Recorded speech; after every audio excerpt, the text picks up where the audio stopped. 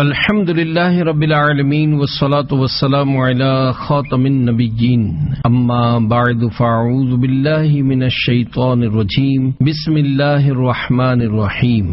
پانچوں نمازوں کے فضائل، یہ مضمون کتاب فیضان نماز صفحہ 99 تا 114 سے لیا گیا ہے۔ دعائے عطار یا رب المصطفیٰ، جو کوئی 17 صفحات کا رسالہ پانچوں نمازوں کے فضائل پڑھ یا سن لے، اسے مسجد کی پہلی صف میں پانچوں نمازیں با جماعت ادا کرنے کی توفیق عطا فرما اور اس کی بے حساب مغفرت فرما، آمین بجاہ خاتم النبیین صلی اللہ علیہ وآلہ وسلم۔